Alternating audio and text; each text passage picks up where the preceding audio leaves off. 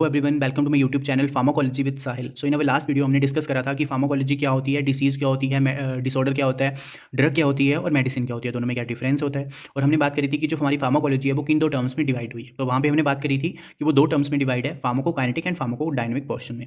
ठीक है, तो आज हम बात करेंगे फार्माकोकाइनेटिक की। जो फार्माकोकाइनेटिक है वो अगेन दो वर्ड्स को मिलकर बना है। Pharmacon means drug and kinetic means movement. तो इट मीन्स ड्रग की मूवमेंट हमारी बॉडी में from site of administration to, जब ड्रग हमारी बॉडी में एंटर करी और जब तक वो हमारी बॉडी से एलिमिनेट नहीं हो गई, हमारी बॉडी से निकल नहीं गई, तब तक की जो पूरी मूवमेंट है उसकी जो स्टडी होती है उसको हम बोलते हैं फार्माकोकाइनेटिक। ठीक है, so pharmacokinetics is the quantitative study of the drug movement in through and out of the body. It means drug movement in through.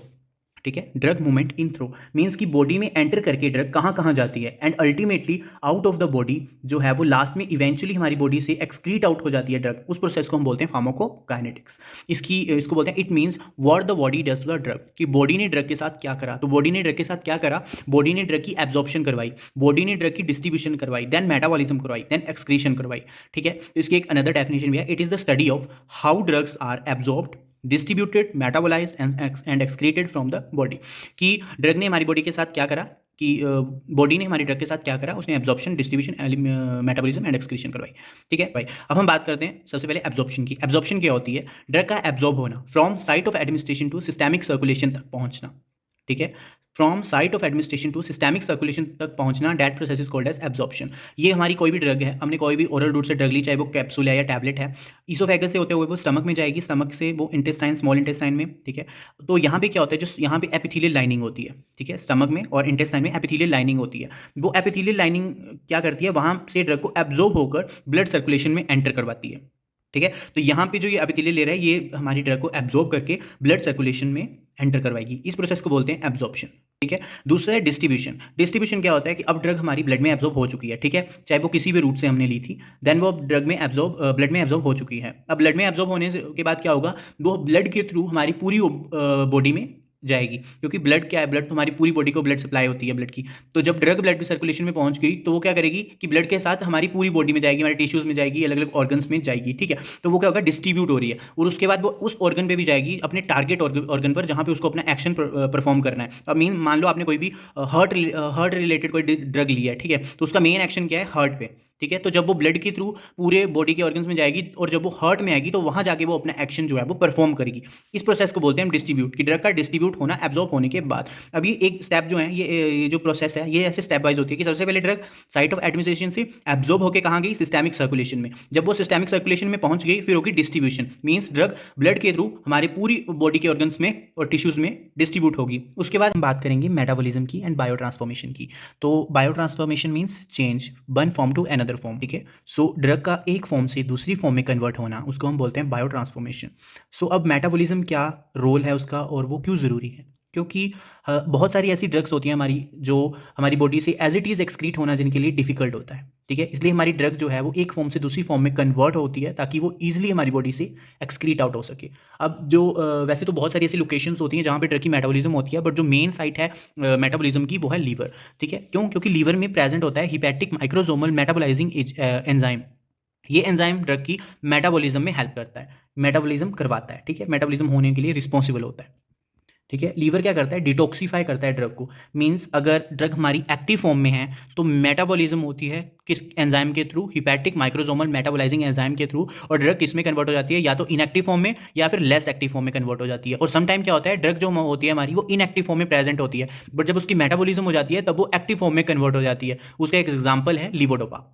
ठीक है, ठीक है, सो मेनली लीवर क्या करता है, लीवर ड्रग को इस फॉर्म में चेंज कर देता है कि वो इजीली हमारी बॉडी से एक्सक्रीट आउट हो जाए, इजीली हमारी बॉडी से एलिमिनेट हो जाए through urine and faeces. Because अगर ड्रग हमारी बॉडी में रहेगी, हमारी बॉडी से एलिमिनेट नहीं होगी, तो वो क्या करेगी, टॉक्सिसिटी को कोज करेगी। सो ड्रग का हमारी बॉडी से एलिमिनेट होना या एक्सक्रीट आउट हो जाना बहुत ज़्यादा इंपॉर्टेंट है।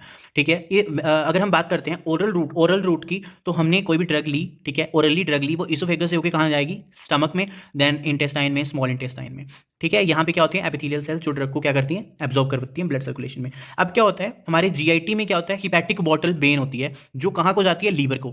ठीक है, हिपैटिक पोर्टल वेन जो ये जो आप डार्क ब्लैक कलर की देख रहे हो, हिपैटिक पोर्टल वेन होती है जीआईटी से जाती है वो लीवर तक। ठीक है। और चाहे वो ब्लड की स्मॉल इंटेस्टाइन की कैपिलरीज हैं या वो स्टमक की कैपिलरीज हैं, वो दोनों कहाँ पे मिलती हैं? जाके हिपैटिक पोर्टल वेन में, और इस वेन के थ्रू जाती है ड्रग लीवर में, और वहाँ पे उसकी क्या होती है? मेटाबॉलिज्म। किसके एंजाइम के through? Hepatic microsomal metabolising enzyme के थ्रू थ्रू तो यहाँ पे होती है ड्रग की मेटाबॉलिज्म, ठीक है। आफ्टर मेटाबॉलिज्म मतलब आफ्टर मेटाबॉलिज्म क्या होती है? ड्रग की सिस्टेमिक सर्कुलेशन में ड्रग जाती है और टारगेट साइट पर पहुंच के अपना इफेक्ट शो करती है। सो लीवर में फर्स्ट पास मेटाबॉलिज्म होता है ड्रग का। सो आफ्टर मेटाबॉलिज्म ड्रग क्या होती है? सिस्टेमिक सर्कुलेशन में जाती है एंड टारगेट साइट पर पहुंचने से पहले ड्रग की क्या होती है? मेटाबॉलिज्म। मोस्टली क्या होता है कि जब ड्रग लीवर में जाती है तो वो एक्टिव फॉर्म से लेस एक्टिव फॉर्म में कन्वर्ट होती है, जैसे कि मैंने बताया कि एक्टिव फॉर्म से या तो इनएक्टिव फॉर्म में या लेस एक्टिव फॉर्म में कन्वर्ट होती है। इसमें कन्वर्ट होने से क्या होता है कि ड्रग की बायोअवेलेबिलिटी कम हो जाती है। अब बायोअवेलेबिलिटी क्या होती है? बायोअवेलेबिलिटी होती है कि कितना ड्रग जो है, कितना ड्रग एक्शन परफॉर्म करने के लिए अवेलेबल है, ठीक है।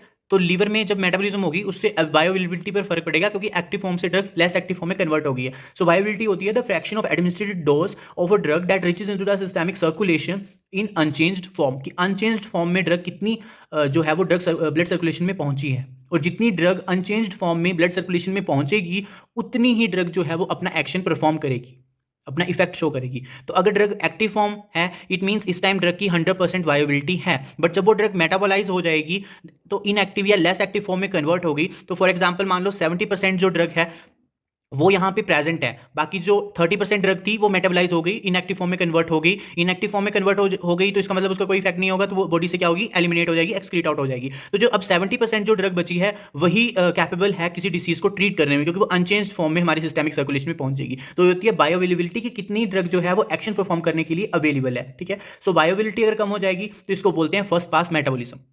क्या बोलते हैं? First pass metabolism. की ड्रग जो है वो पहले लीवर में जाके मेटाबोलाइज हो जाती है, और मेटाबॉलिज्म होने के बाद वो दो फॉर्म में कन्वर्ट होती है, या तो इनएक्टिव फॉर्म में या लेस एक्टिव फॉर्म में, और वहां के उसके बाद वो जाती है सिस्टेमिक सर्कुलेशन में एंड टारगेट ऑर्गन पे पहुंच के, टारगेट साइट पे पहुंच के अपना एक्शन परफॉर्म करती है, ठीक है। बट ये जो कंडीशन होती है ये सिर्फ ओरल रूट से जो अगर हम ड्रग देते हैं उनमें होती है। अगर हम आईवी या इंट्रावीनस या इंट्रामस्कुलर ड्रग देते हैं उनमें फर्स्ट पास मेटाबॉलिज्म नहीं होता है, क्योंकि वो ड्रग जो होती है वो डायरेक्टली ब्लड स्ट्रीम में पहुंचती है। तो ये था हमारा मेटाबॉलिज्म। अब हम बात करते हैं एक्सक्रीशन की। एक्सक्रीशन मीन्स कि ड्रग का हमारी बॉडी से आउट होना, बाहर निकलना, ठीक है। इट इज इंपॉर्टेंट ताकि बॉडी में कहीं ड्रग जो है वो अकोमुलेट ना हो जाए। अगर ड्रग बॉडी में अकोमुलेट होगी तो वो क्या करेगी? टॉक्सिसिटी को प्रोड्यूस करेगी। सो लीवर ड्रग को मेटाबोलाइज करके उसको ऐसी फॉर्म में कन्वर्ट कर देता है कि वो इजिली हमारी बॉडी से एक्सक्रीट आउट, ठीक है। सो ये हमारी कुछ नहीं, ये मैंने इन चार जो ये प्रोसेसेस हैं इनका एक ओवरव्यू सा दिया है आपको। अब वन बाय वन हम इन चारों की स्टडी करेंगे। सो हम नेक्स्ट वीडियो में अपनी एब्जॉर्प्शन को कंप्लीट करेंगे और स्टार्ट करेंगे।